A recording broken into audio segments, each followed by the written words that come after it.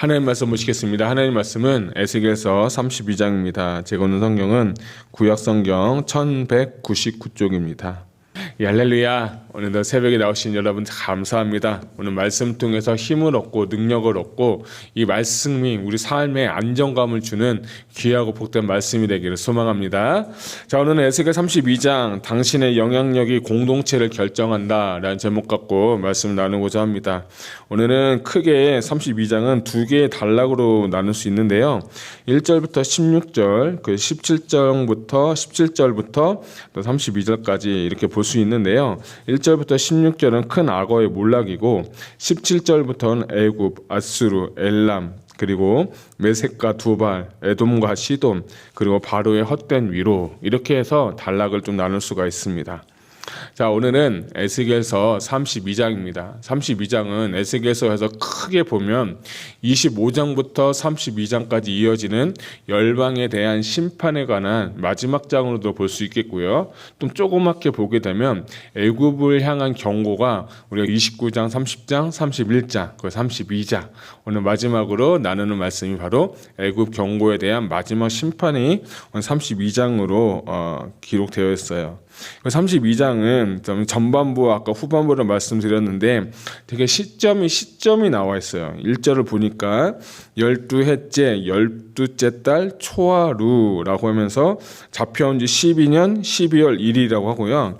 17절을 보게 되면 12해째 어느 달 15째 날에 라고 해서 12해째 날을 갖고요. 어느 달은 모르겠지만 5째 날에, 그래서 학자들마다 다르겠지만 12월 15일 또는 1월 15일 정도인데, 근데 12해째 12째 날이 언제냐가 중요한데, 이 시점이 언제냐면 예루살렘이 바벨론에 의해서 멸망한 지 1년 7개월 후에 일어난 일이 바로 주신 말씀이 바로 오늘 에스겔 32장이에요. 그래서 이 말씀을 보면서 하나님께서 애굽에 관한 완전한 멸망을 선포하신 장이 뭐냐면 32장이다. 이렇게 보시면 좋겠어요. 그래서 29장, 30장, 31장에 가서 애굽의 죄에 대해서 하나님 어떤 사람의 손을 올려주시는가, 또 백향목에 관해서도 얘기하시고, 이제 32장 전반부에 같은 경우는 애굽의 몰락에 대해서 정확하게 얘기하셨다면 17절부터 마지막 절까지는 여러 나라들에 대한 멸망을 이야기하면서 이제 그 각 나라와 족속에 관한 그 예언 심판 말씀이 끝이 나는 게 바로 32장의 말씀으로 보시면 좋겠습니다. 먼저 1절부터 16절까지 보게 되면 애굽의 멸망에 대해서 나오는데, 이 애굽이 자신을 뭐라고 생각하냐면 2절 중반 보니까 너를 여러 나라 가운데서 사자로 생각하였더니 라고 하면서 자신의 애굽이 사자로 생각했다는 거예요. 나는 위대하고 나는 당당하고 나는 정말 못할 것이 없고 나는 힘이 세다라는 그 사자로 생각했다는 거예요. 하나님 자신들의 보기에는 사자지만 하나님의 눈에 보기에는 착각하면서 사자로 살았다는 거예요.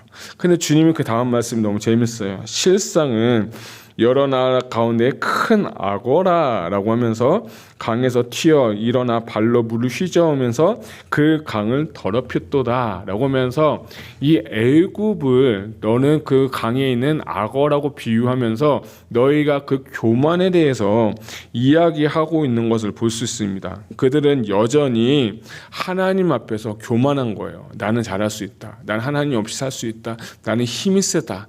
강하다.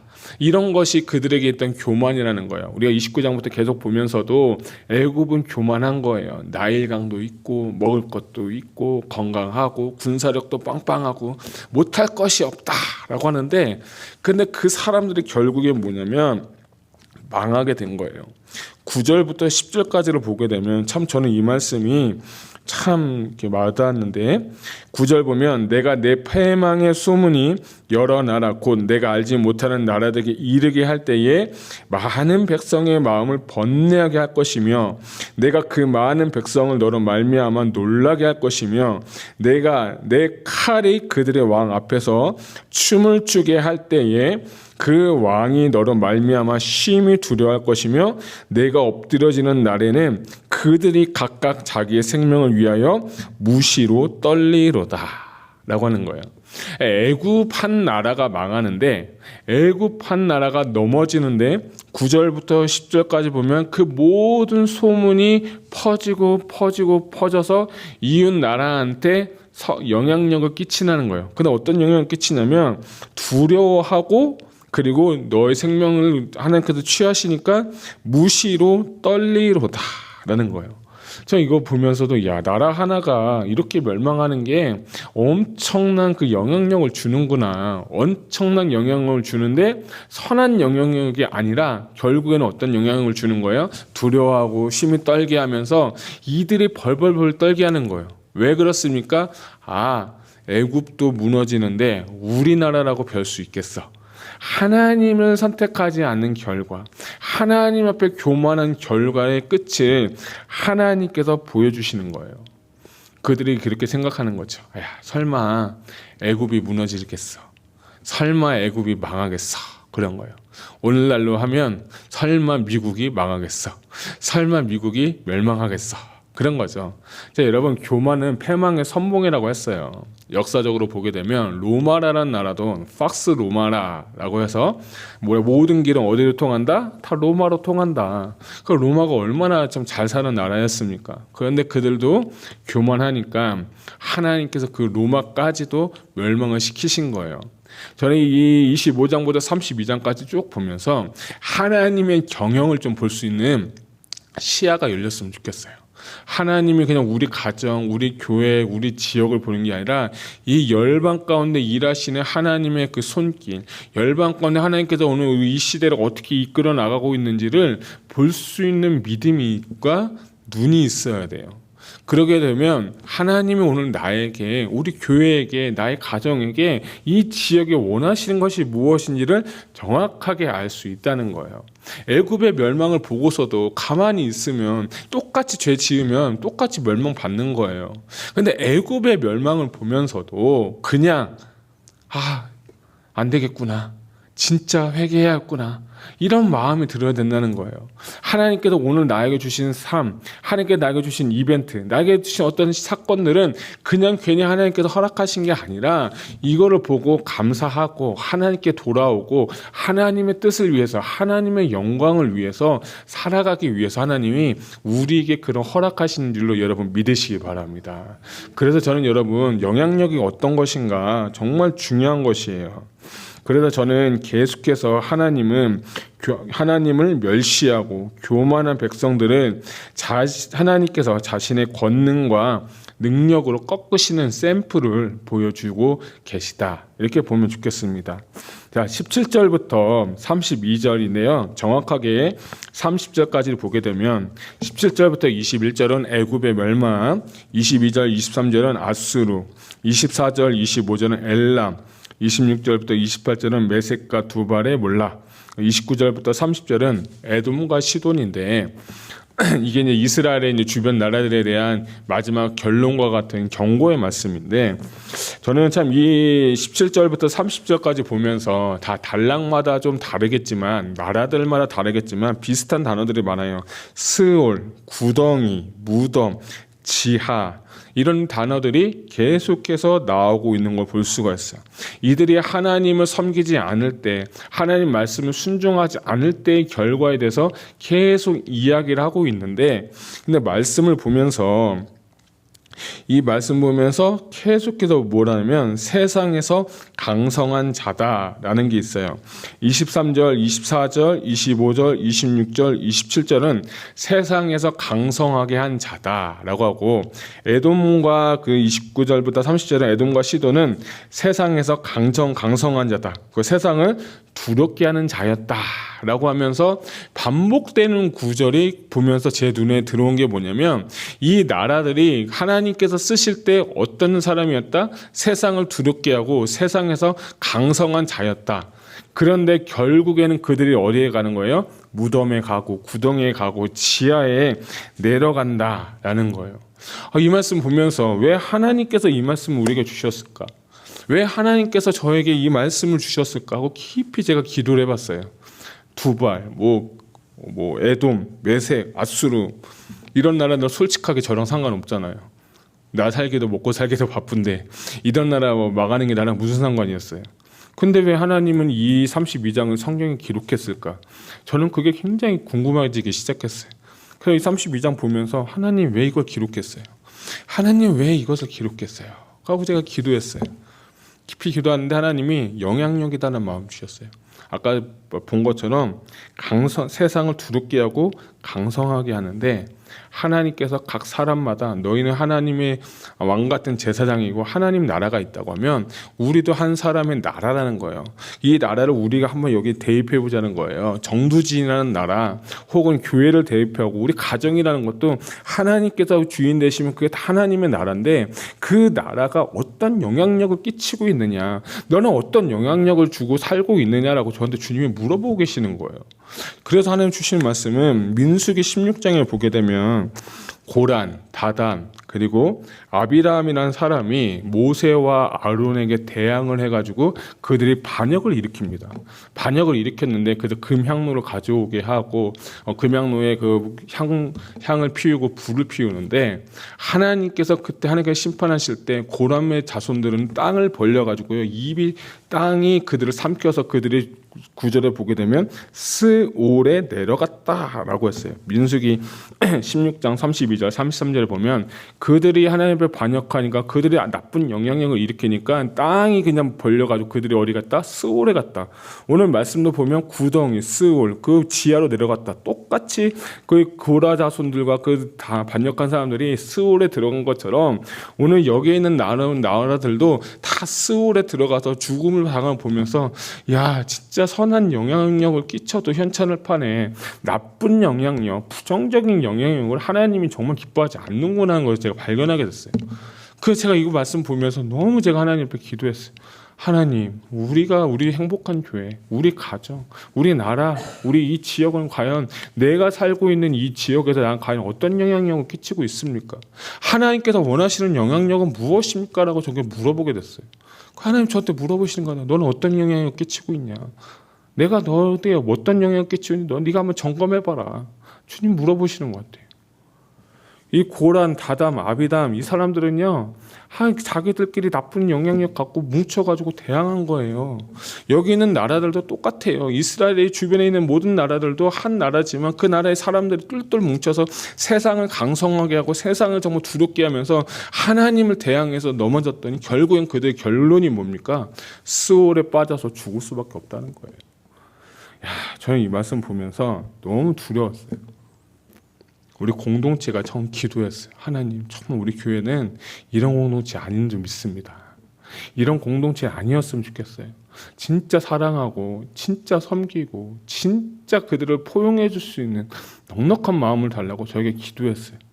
근데 제가 오늘 새벽도 기도하면서 제가 이런 마음이 없다는 것도 발견하게 됐어요. 목회자인데 그래서 이런 말씀을 대언하는 게 솔직하게 부끄럽습니다. 그런 마음도 없으면서 이런 말 전하는 게 솔직히 부끄러웠어요. 근데 그래서 하나님께 기도했어요. 하나님, 저도 이런 마음 주세요. 나도 이런 마음 주세요. 이런 공동체 사고 이런 공동체 한번 세워보고 싶고 제 안에 소원이 있다면 진짜 하나님의 나라, 하나님의 공동체를 정말 세워봤으면 좋겠다라는 거예요. 그래서 그 사람들은 뭐라고 표현하냐면 이들은요 뭐라고 표현하면 할례받지 못한 자라는 거예요. 32장에 19절, 21절, 24절, 25절, 26절, 27절, 28, 29, 30, 32절에 결국에 이들을 뭐라고 표현하면 할례받지 못한 자라는 거예요. 거룩하지 않는다는 거예요. 너는 하나님의 족속 아니라는 거예요. 하나님의 자녀 아니라는 거예요. 그런 사람들이 가는 곳이 어디냐면 수월이고 그런 사람들 어디 가면 구덩이고 그런 사람들 가는 게 무덤에 간다는 거예요. 우리는 하나님 믿는다고 하고 예수님 믿는다고 하지만 내 안에 어떤 욕심들, 내 안에 어떤 어려운 것 그런 것 때문에 공동체가 안 좋은 영향력을 끼치고 공동체가 어떤 영향을 끼쳐버리는 거예요. 그렇게 되다 보면 참 신기한 게 뭔지 아세요? 좋은 얘기는요 안 퍼져요. 진짜 안 퍼져요. 그래서 그걸 뭐라고 하냐면 미담이라고 해요. 야 그건 그랬었어 하는데 이상한 게 신기한 게 안 좋은 얘기는요 내일이면 다 알 수 있어요. 제가 그걸 보면서 야 인간의 본성이 참 무섭다. 인간의 본성이 참 무섭다. 남의 말 하기 좋아하고 안 좋은 말 하기 좋아하고 그리고 공동체에 영향력을 끼쳐버리고 사람을 모으고 당을 만들고 그 대항하고 무너뜨려버리고. 근데 그게 누가 좋아하는 거냐면 사단이 좋아하는 거예요. 성령이 하나 되게 하심을 힘써 지키라. 할렐루야. 이 말씀을 지켰으면 좋겠어요.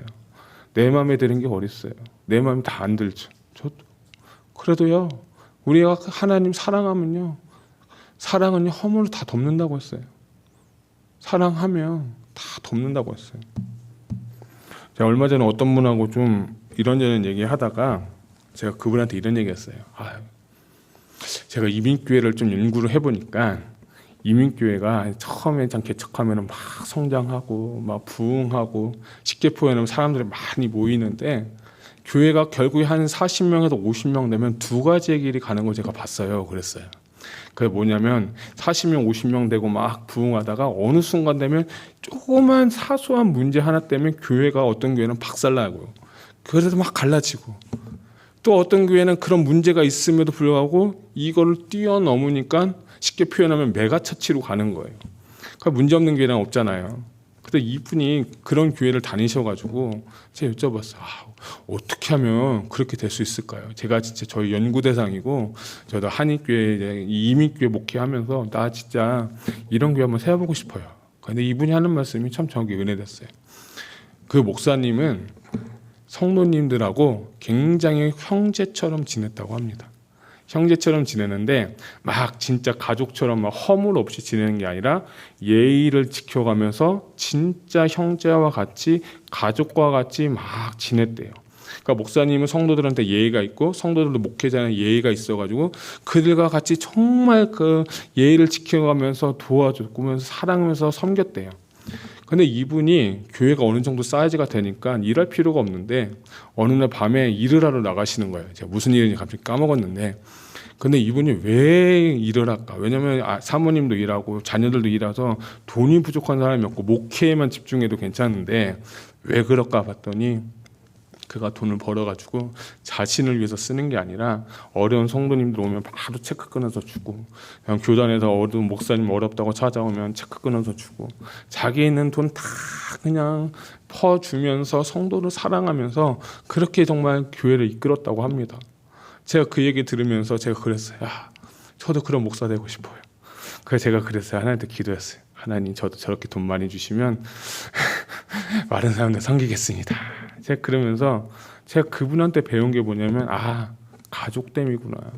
사랑해야 되는구나. 그들 좀 허물 보여도 이상한 얘기 할 거 없고 부정적인 얘기 할 거 없고 사랑해주고 섬겨주고 아껴주고 그래야 되겠구나. 그런 교회는 결국에는 성장해서 메가처치로 가는 거고 그거 못 보고 싸우고 그거 못 보고 이상한 얘기하면 결국에는 교회 깨져가지고 그런 교회가 한두 개가 아니에요. 저도 제가 아는 것만도 많은데 여러분 더 잘하시잖아요. 저는 이 32장 말씀 보면서 이거는 하나님께서 우리 교회에게 저에게 주시는 말씀이구나. 근데 그 어려움에 우리는 사람을 보는 게 아니라 그 배우를 볼 수 있는 영적인 누군가 분별력이 있어야 돼요. 에베소서 6장 10절에 보면 이런 말씀이 있어요. 우리의 씨름은 혈과 육에 대한 것이 아니요 통치자들과 권세자들과 어둠의 세상 주관자들과 하늘의 악한 영들에 대해서 대함이라 라고 했어요. 우리의 싸움이 혈과 육의 싸움이 아니라는 거예요. 사람과 사람의 싸움이 아닌 거예요. 사람과 사람 뒤에 있는 어떠한 조종하는 영이 있는데 그 영에 의해서 싸운다는 거예요. 우리는 영적인 사람이고 성령 받고 구원받은 사람이라면 이제 우리가 해야 될 것은 뭐냐면 영적 전쟁을 해야 되는 거예요. 우리가 새벽에 나와서 왜 기도합니까? 우리가 죽기 살기로 왜 성경 읽습니까? 저는 우리 성경 통독 하시는 분들 너무 감사해요. 제가 얘기 들어보면서 어떨 때 가슴이 좀 짠할 때가 있어요. 왜 기도하고 왜 성경 읽고 왜 우리가 이렇게 힘들게 합니까? 이기려고 하는 거예요. 내 힘으로 할 수 없어요. 내 능력으로 할 수 없어요. 영적으로 깨어서 기도해도 우리가 이길까 말까인데 그렇게 해서라도 우리가 이겨야지 이 교회가 살아나고 우리 영이 살고 지역이 살고 나라가 살고 민족이 사는 줄 저는 믿습니다. 하나님께서 원하시는 건 그거예요. 우리의 싸움은 혈과 육의 싸움이 아닌 거예요. 그래서 고린도후서 10장 4절 5절에 이런 말씀이 있어요. 우리의 싸우는 무기는 육신에 속한 것이 아니에요. 오직 어떠한 견고한 진도 무너뜨리는 하나님의 능력이라. 모든 이론을 무너뜨리고 하나님을 아는 것을 대적해서 높아진 것을 다 무너뜨리고 모든 생각을 사로잡아서 그리스도께 복종하게 하니. 저는 이 두 구절 말씀이 정말 은혜가 됐어요. 그렇구나. 보이는 게 다가 아니구나. 보이지 않는 세계가 있는데 그 영적 세계를 우리가 알아야 되고, 그 영적 세계에서 사단이, 하나님의 영이 어떻게 역할하시는지, 어떻게 역사하는지 우리가 보지 못하면 백전백패하겠구나 하는 것을 제가 발견하게 됐어요. 근데 우리는요, 소망이 있어요. 우리는 영적 전쟁에서 이미 싸우는, 우리는 이미 승리하는 거예요. 골로새서에 보면 이런 말씀이 있어요. 통치자들과 권세들을 무력화하여서 드러내어 구경거리로 삼으시고 십자가로 그들을 이기셨느니라. 아멘. 결국에는요, 우리는 십자가로 돌아가는 거예요. 결국에는 십자가의 능력으로 우리는 나아가는 거예요. 내 힘으로, 내 생각으로, 내 방법으로는요, 백전백패예요. 그런데 나보다 더 능력이 크신 내 안에 계신 주님, 나를 사랑하신 주님, 십자가에 흘리신 예수 그리스도의 보혈의 능력을 힘입어서 나아갈 때 우리는 승리하게 될 줄 저는 믿습니다. 이미 골로새 2장 15절처럼 십자가로 이미 그들을 이기셨다는 이 약속의 말씀이 나에게 부어지게 되고 이 말씀이 믿어지게 될 때 나는 이미 어떻게 했어요? 승리한 거예요. 할렐루야. 패배하지 마세요. 좌절하지 마세요. 낙심하지 마세요. 낙심되고 패배할 때마다 오히려 더 승리를 개가를 부르시기를 주님의 이름으로 축복합니다. 저는 우리 교회가 그런 교회가 되었으면 좋겠습니다. 그런 공동체가 되었으면 좋겠습니다. 특별히 정말 교만을 내어버리고 영적 분위기가 우리가 살아날 수 있도록 기도하고, 우리는 이미 이긴 싸움을 하고 있다는 확신과 믿음 안에서 기도와 말씀으로 성령으로 충만하고 성령의 지배를 받고 하나님의 영의 인도함을 받는 교회가 되고 성도가 되고 우리 가정이 되어서 하나님의 영광을 돌리는 저와 여러분 되시기를 주님의 이름으로 축복합니다. 마지막 결단 드립니다. 나는 공동체에서 어떤 영향력을 끼치고 있습니까? 점검해 보시기 바랍니다. 바라옵기는 우리의 말 한마디가 공동체를 살릴 수 있고 우리의 말 한마디가 공동체를 죽일 수도 있다는 거 여러분 명심하시고, 정말 우리 안에 하나님, 우리 안에 사랑을 부어주시고 하나님 마음 부어주시고, 내 안에 사랑 없고 우리 안에 사랑 없지만 오늘도 기도하는 거, 하나님 나에게 사랑을 부어달라고, 그 사랑의 마음을 표현하게 해달라고, 하나님 사랑, 이웃 사랑의 삶이 오늘 이루어지는 귀하고 복된 하루 되시기를 주님의 이름으로 축복합니다. 기도하겠습니다.